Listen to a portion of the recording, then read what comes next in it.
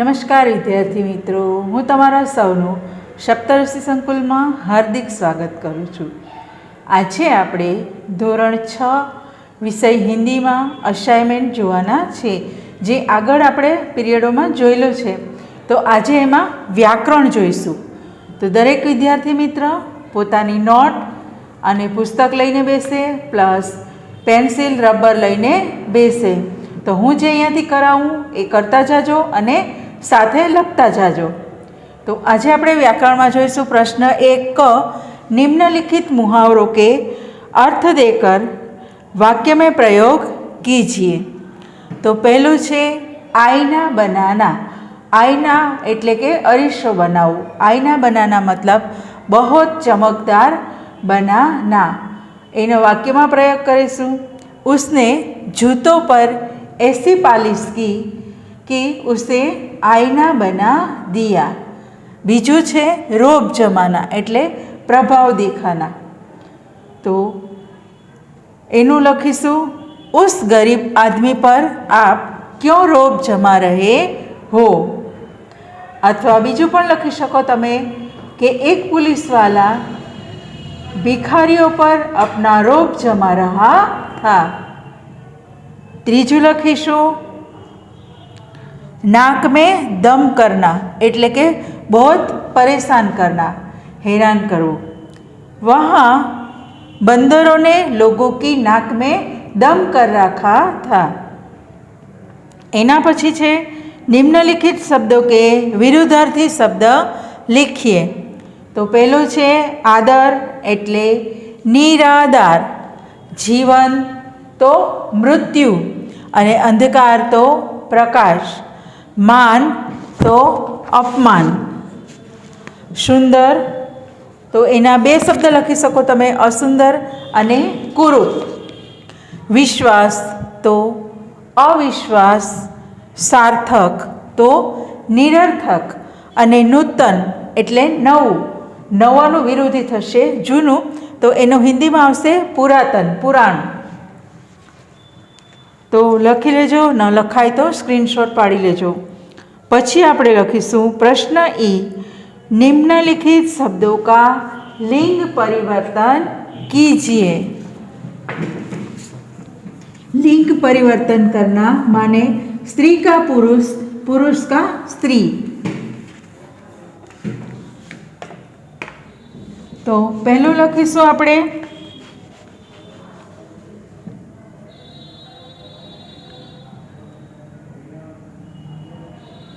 ई लिंग परिवर्तन.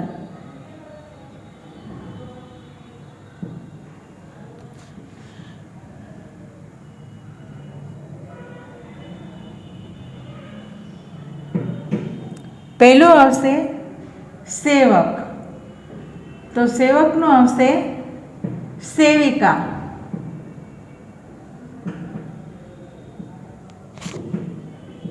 बीजू जोईशुं अभिनेता एटले हीरो.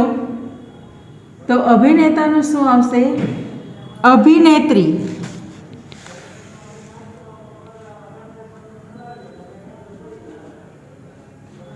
अभिनेतानो आवशे अभिनेत्री. एवी रीते आपणे जोईए कवि. तो कविनुं शुं आवशे कवयित्री.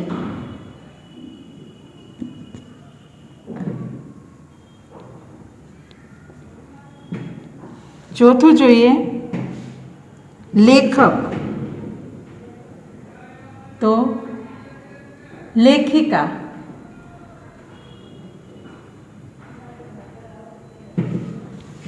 पांचमું नाई. नाई एटले हजाम, वाळ कापवावाळो वाणंद. तो एनो आवशे नाइन. पछी आवशे छठो प्रज्ञावान. तो एनु शुं आवशे प्रज्ञावती.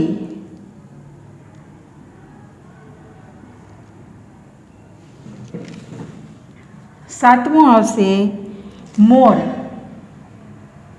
तो मोरनुं આવશે મોરની,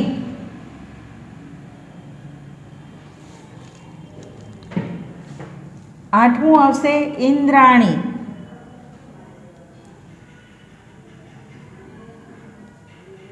તો એનું આવશે ઇન્દ્ર, નવમું આવશે આચાર્ય,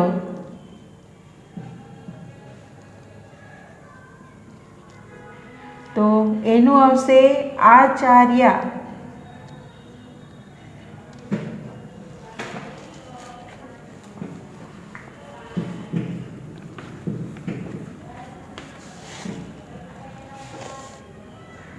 દસમું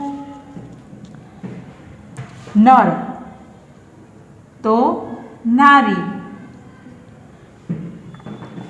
આપણે અહીંયા એ જ કરીએ છીએ, નરનું નારીમાં અને નારીનું નરમાં લિંગ પરિવર્તન કરીએ છીએ.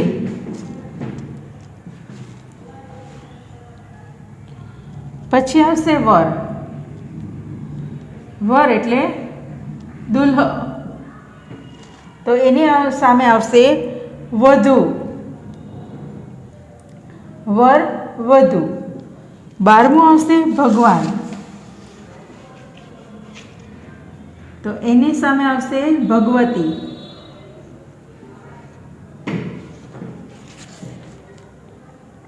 13મું આવશે પૂજારી, પૂજારીન,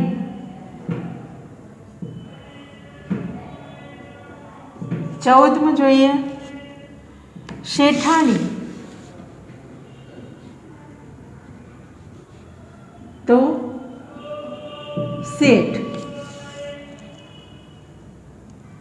15મું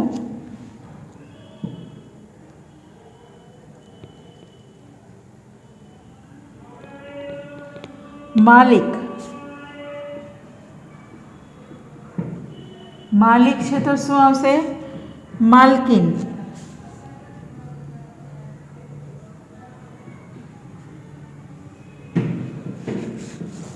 માલકીન. હવે જોઈશું આપણે ઈ નિમ્નલિખિત કહાવતો કા અર્થ લીખો. આપણે એનો અર્થ લખવાનો છે. તો વિદ્યાર્થી મિત્રો એ લખીએ નિમ્નલિખિત કહાવતો કા अर्थ.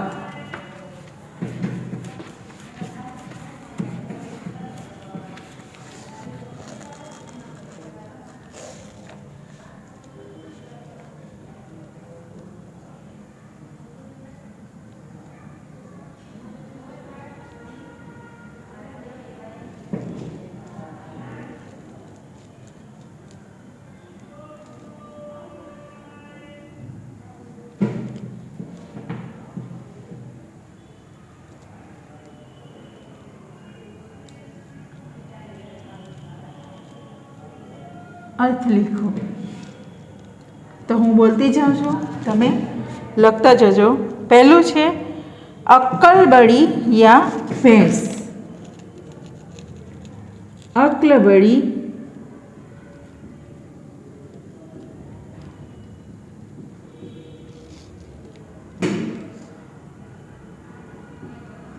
आ कहावत तो तमे मोटाओना मुद्दे सांभळी ज हशे.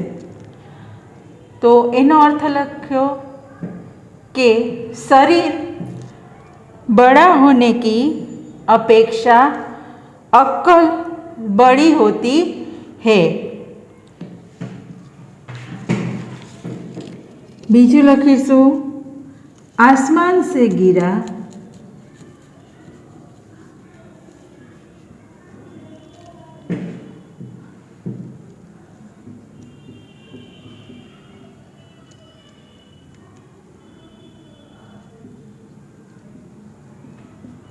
खजूर में अटका.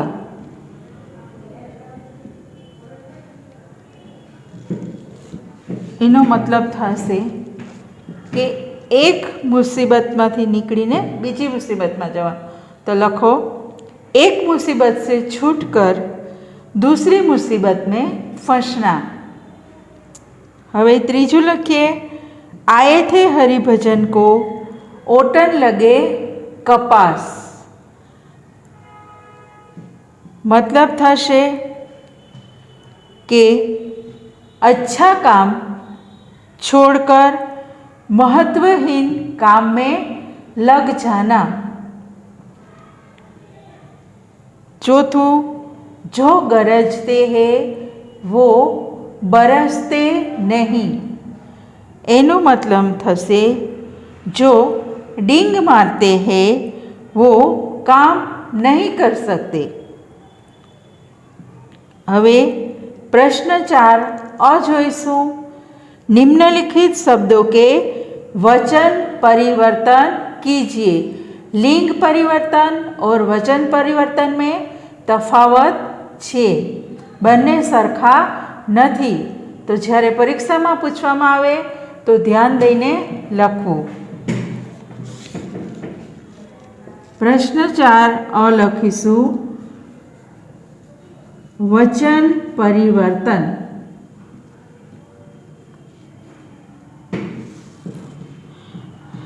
तो एक वचन होय एनुं बहुवचन करवानुं अने बहुवचन होय एनुं एक वचन करवानुं। तो पहेलुं छे आपणुं पुस्तक, तो आवशे पुस्तके। बीजू आवशे लता एटले वेल, लताए।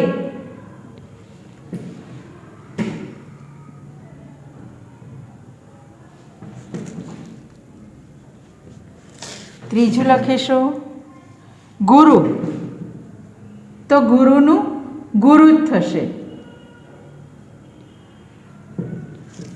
चौथुं स्त्री, एक वचन छे तो एनुं बहुवचन करवुं पड़शे आपणे स्त्रिया।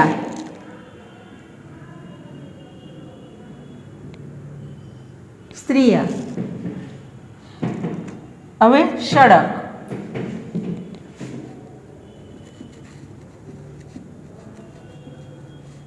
तो सड़के।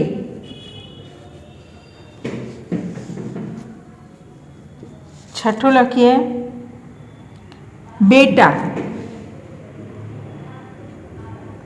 एनु आवशे बेटे। आँख, तो आँखे।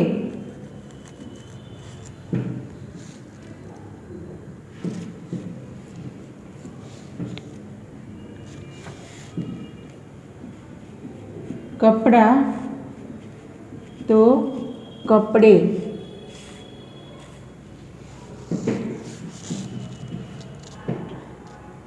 हवे जोईशुं प्रश्न ब, निम्नलिखित शब्दों के लिए गुजराती शब्द लिखिए। हवे जे शब्द आप्यो होय तेनो गुजराती अर्थ लखवानो छे।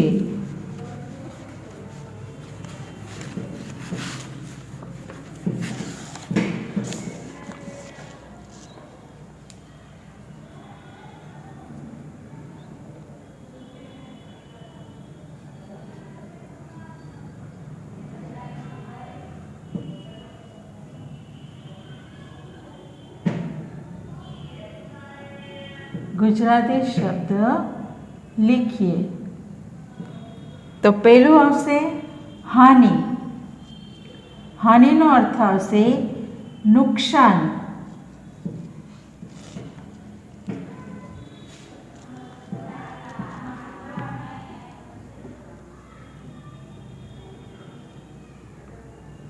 बजाज, तो बजाज अहींया कोई अटक के गाड़ीनुं नाम नथी, पण बजाज एटले एने कहेवाय कापड़ियो, कापड़ वेचवावाळो।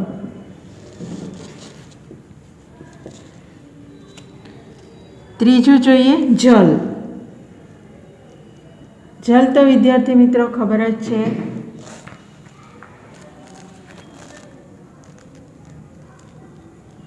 जल एटले पाणी, जल।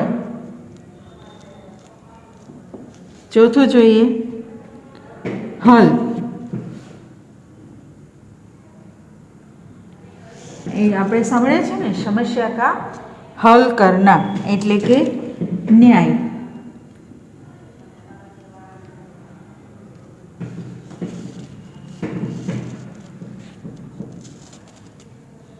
પછી જોઈએ સડક તો રોડ।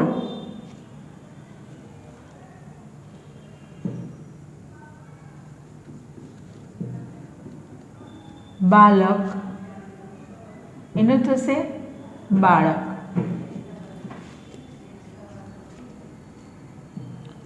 નલ તો નળ।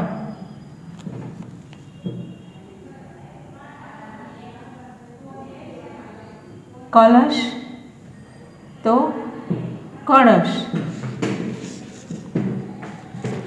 હવે આપણે આગળ જોઈશું प्रश्न क।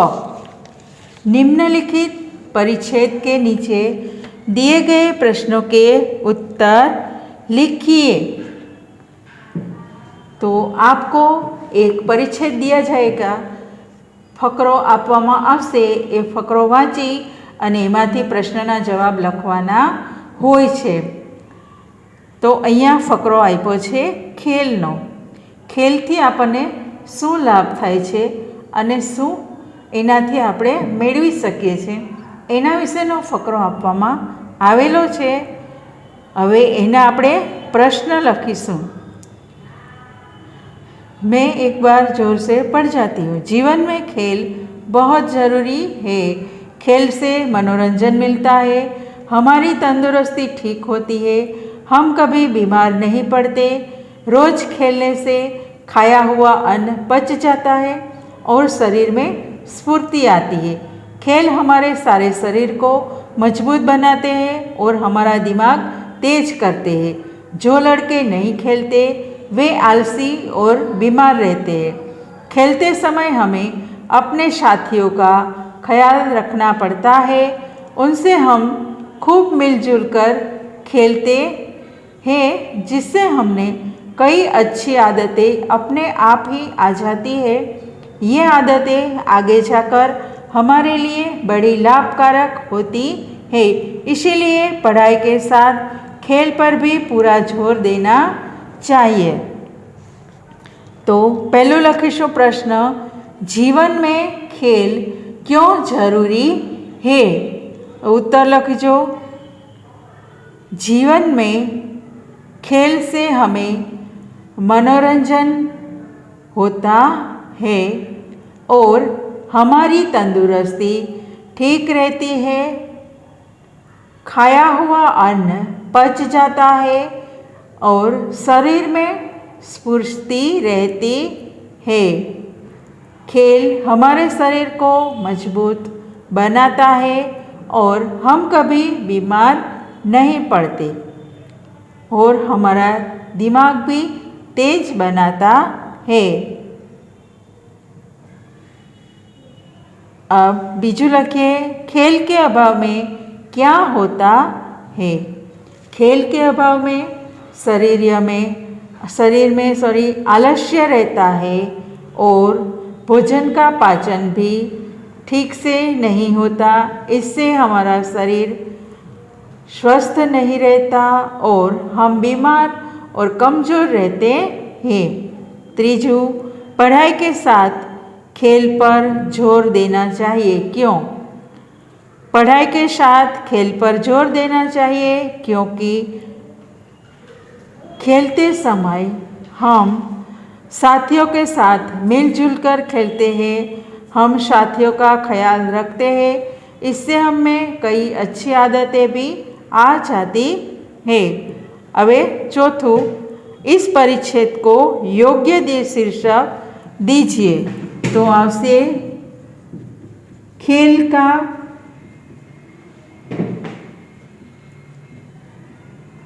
महत्व अथवा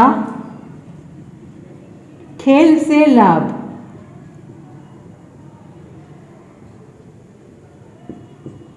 તમે આ બેમાંથી ગમે તે એક આપી શકો. આવા બીજો ફકરો છે તે આપણે પછીના પીરિયડમાં જોઈશું. ત્યાં સુધી અસ્તુ. જય હિન્દ.